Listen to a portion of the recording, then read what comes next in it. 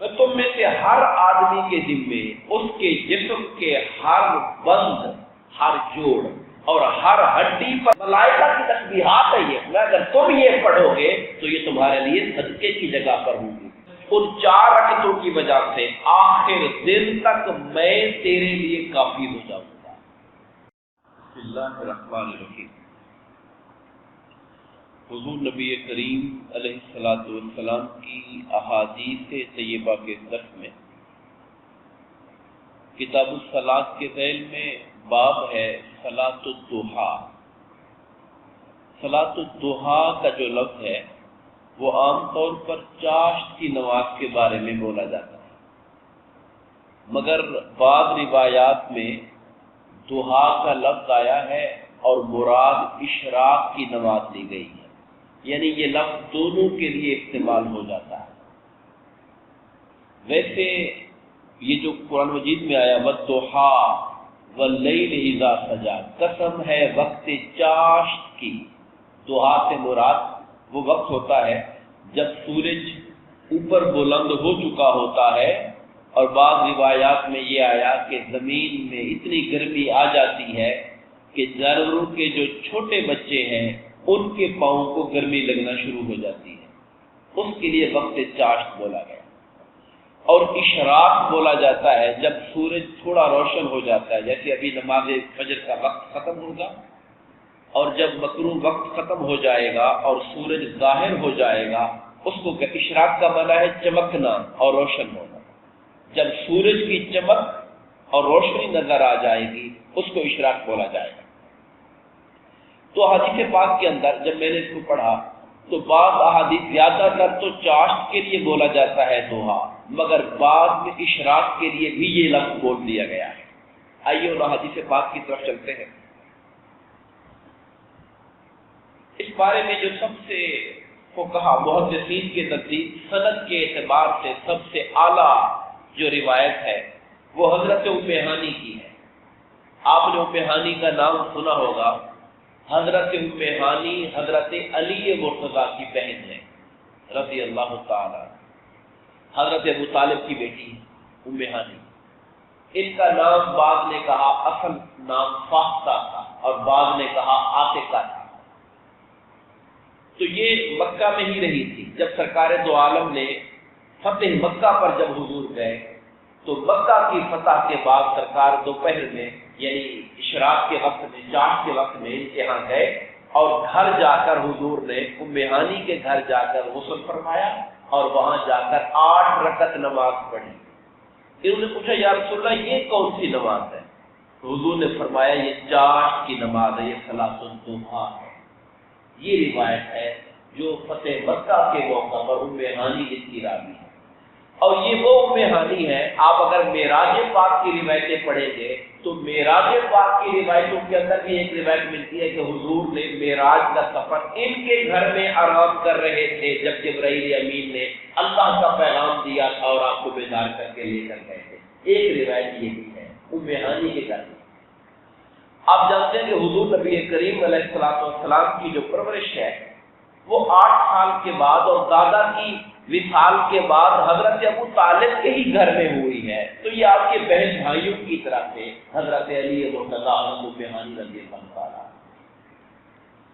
حضرت ابو ذر غفاری رضی اللہ تعالیٰ عنہ سے روایت ہے، آپ فرماتے ہیں کہ رسول اللہ صلی اللہ علیہ وسلم نے ارشاد فرمایا، چاشت کی فضیلت کے حوالے سے چند روایات ہیں، تم میں سے ہر آدمی کے ذمے اس کے جسم کے ہر بند، ہر جوڑ اور ہر ہڈی پر صدقہ لازم ہے۔ اللہ نے بعض روایات میں آیا 360 جوڑ عطا فرمائے ہیں انسان کی باڈی میں، یہ بھی روایت میں بات آئی ہے۔ انسانی جسم میں 360 بند اور جوڑ اور ہڈیاں ہیں مختلف۔ فرمایا ہر بند اور ہر جوڑ کی سلامتی پر ہر روز اللہ کو صدقہ دینا چاہیے۔ آپ جانتے ہیں کہ انسان کے گوڈوں میں تکلیف ہو جائے، انسان کے ٹخنوں میں تکلیف ہو جائے، ہماری انگلیاں نہ ہلے تو ایک ایک چیز جو ہے وہ اللہ کی نعمت ہے۔ قدر کا احساس تب ہوتا ہے جب چیز کام کرنا چھوڑ جاتی ہے یا ہمیں تنگی کا احساس دلاتی ہے۔ فرمایا کہ صدقہ کیا کرو، تو لوگوں نے کہا یا رسول اللہ یہ 360 صدقے روز ہے، ہر روز دے، کون کیسے دے سکتے ہیں؟ تو سرکار نے فرمایا تمہارا سبحان اللہ کہنا بھی صدقہ ہے، تمہارا الحمدللہ کہنا بھی صدقہ ہے، تمہارا لا الہ الا اللہ پڑھنا بھی صدقہ ہے، اللہ اکبر کہنا بھی صدقہ ہے، کسی کو اچھی بات بتا دینا صدقہ ہے، بری بات سے روک دینا صدقہ ہے۔ اور فرمایا ان ساری چیزوں کی جگہ چاشت کے 2 رکعت پڑھ لو تو 360 جوڑوں کا صدقہ ادا ہو جایا کرتا ہے۔ ویسے تو ان صحابہ کرام کا یہ تصور واضح کیا کہ تم صدقے سے کیا سمجھ بیٹھے ہو کہ کوئی بکرا شکرا ہوگا تو صدقہ ہوگا، وہ تو اپنی جگہ پر صدقے کی قسمیں ہیں،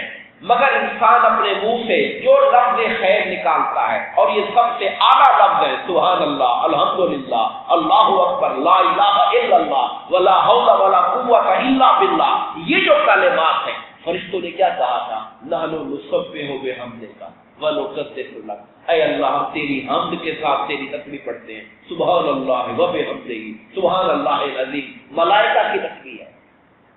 تو ہم تیری پاکی بیان کرتے ہیں، وَنُقَدِّسُ لَكَ، تیری پاکی بیان کرتے ہیں، ملائکہ کی تسبیحات ہے یہ، اگر تم یہ پڑھو گے تو یہ تمہارے لیے صدقے کی جگہ پر ہوگی، اور اچھی بات بتانا صدقہ، بری بات سے روکنا صدقہ، کسی تکلیف دینے والی چیز کو راہ سے ہٹانا صدقہ، کوئی کیل کانٹا پڑا ہے، کوئی جنکا پڑا ہے، لوگوں کو نقصان دینے والا ہے، اس کو وہاں سے ہٹانا صدقہ ہے، یہ نیکی ہے، خیرات ہے، بھولے کو رستہ بتا دینا۔ یہاں تک میرے آقا نے فرمایا کسی انسان کو مسکراتے ہوئے چہرے سے مل لینا یہ بھی صدقہ ہوا کرتا ہے، کسی کو اچھے انداز سے مسکراتے چہرے سے مل لینا یہ بھی نیکی ہوا کرتی ہے، صدقہ ہوا کرتا ہے۔ حضرت ابو درداء رضی اللہ تعالیٰ عنہ سے روایت ہے، آپ فرماتے ہیں کہ رسول اللہ صلی اللہ علیہ وسلم نے ارشاد فرمایا کہ اللہ پاک نے یہ فرمایا ہے، یعنی حدیث قدسی ہے، جب حضور کہیں کہ اللہ نے یہ فرمایا ہے اسی حدیث قدسی کہتے ہیں۔ کیا فرمایا ہے؟ اے فرزند آدم،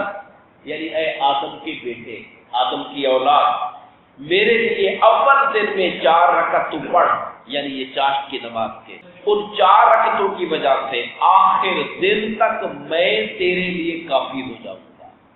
یعنی تو یہ رکعت پڑھ میں تیرے لیے کافی ہو جاؤں گا۔ پھر اسی مفہوم کی حدیث پاک آ گئی، حضرت بریدہ رضی اللہ تعالیٰ عنہ فرماتی ہے کہ میں نے حضور سے سنا، فرمایا انسان کے اندر 360 جوڑ ہے، یہ سنن ابو داؤد کی حدیث پاک، مفہوم وہی ہے جو پیچھے بیان کر چکے، یہاں لفظ آ گئے 360 جوڑ ہے، حدیث کے لفظ آئے،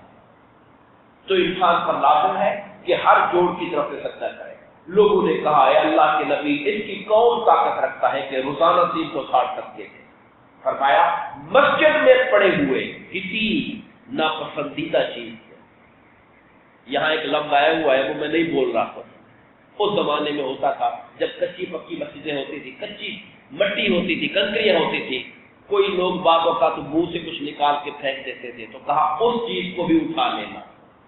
مگر الحمدللہ ہمارے یہاں مساجد کیونکہ پختہ ہو گئی، اندر اچھے فرش ہو گئے، اب یہ کسی کی مجال اور ضرورت نہیں ہوتی کہ مسجد میں اپنے منہ سے کوئی گندگی اس طرح کی چیز کرے، مگر پھر بھی بعض چیزیں ہوتی ہیں ہمیں یہاں گر پڑی نظر آتی ہے، کوئی دھاگا، کسی کا کوئی بال، کوئی چیز، ان چیزوں میں سے بھی کوئی چیز مسجد کی صفائی کی نیت سے اٹھا لینا، فرمایا یہ بھی کل صدقے کی قسط بن جایا کرتا ہے۔ اب میں اگر تو ایسی کوئی چیز نہ پائے تو چاشت کی 2 رکعتیں تیرے لیے کافی ہو جائیں، یہ بھی حدیث پاک ہے۔ اور آخری روایت جس کا میں ذکر کروں گا، 2 روایتیں اور حضرت معاذ بن انس رضی اللہ تعالیٰ عنہ سے روایت ہے، آپ فرماتے ہیں کہ رسول اللہ صلی اللہ علیہ وسلم نے ارشاد فرمایا جو شخص نماز فجر سے فارغ ہونے کے بعد، اب یہ جو روایت ہے یہ آئی تو صلاۃ الضحیٰ والے چیپٹر میں ہے، مگر اس کا تعلق اشراق کے ساتھ، جو شخص فجر کی نماز کے بعد اپنی جائے نماز پر ہی بیٹھا رہا، یہ الفاظ ہیں یہاں پر، جو اصل پابندی آ رہی ہے وہ یہ آ رہی ہے، نماز پڑھی، نماز پڑھ کے اپنی جائے نماز پر ہی بیٹھا رہا یہاں تک کہ اس نے اشراق کی 2 رکعتیں پڑھ لی، یعنی جب مکروہ ٹائم ختم ہوا فوراً بعد اٹھا 2 رکعتیں پڑھ لی، یہ اس طرح جس نے کیا، اور اس دوران خیر اور نیکی کے سوا کوئی بات نہ کی، یعنی ایسا نہ ہو کہ اس ٹائم کو بیٹھا تو رہے مگر لوگوں سے ایویں گپ شپ لگائے بیٹھا رہے، تو پھر بھی وہ اجر نہیں لے گا۔ اجر کے لیے 2 شرطیں لگائیں، نمبر 1 جائے نماز پر بیٹھا رہے، نمبر 2 دنیا کی باتیں نہ کرے، خیر اور نیکی کے سوا قرآن پڑھے، حدیث پڑھے۔ ہاں کوئی بندہ بیٹھا ہے اچھی بات اس کو بتا سکتا ہے کیونکہ وہ خیر کی بات ہے، نیکی کی بات ہے، بتا سکتا ہے۔ فرمایا اللہ تعالیٰ اس کی ساری خطائیں معاف کر دیتا ہے، بھلے وہ سمندر کے جھاگ کے برابر ہی ہو۔ یہ اجر ہے اس نماز اشراق کا۔ اور شیخ الاسلام حضرت شہاب الدین سہروردی رحمۃ اللہ تعالیٰ فرماتے ہیں کہ وہ عمل جس کی جزا اور بدلہ انسان کو دنیا میں نقد مل جاتا ہے، اور کون سا بدلہ ملتا ہے کہ انسان کا باطن منور اور روشن ہو جائے۔ وہ کہتے ہیں جس طرح میں نے اشراق سے باطن کو روشن ہوتا دیکھا ہے، میں نے اسی طرح جلدی کسی اور نفل سے یہ برکت ہوتے نہیں دیکھی۔ وہ لوگ جو صبح فجر کی نماز کے بعد بیٹھ کر اشراق پڑھ کے اٹھتے ہیں تو ان کے ظاہر اور باطن پر اللہ تعالیٰ کے نور کی جو برسات ہوتی ہے، شہاب الدین سہروردی اولیاء اللہ میں سے ہے، جس سہروردیہ سلسلہ ہے اس کے بانی ہیں یہ، وہ کہتے ہیں اس طرح کا نور میں نے کسی اور عبادت کے نتائج میں نہیں دیکھا۔ نقد اور فوری جو اللہ دیتا ہے وہ جو نماز اشراق کی برکت سے عطا ہوتا ہے۔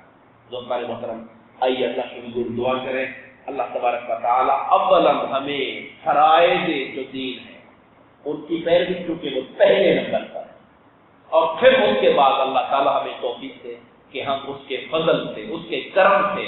جو نوافل کی عبادات ہیں اللہ تعالیٰ ہمیں ان کو پڑھنے کی بھی توفیق عطا فرمائے۔ آمین۔ وما علینا الا البلاغ۔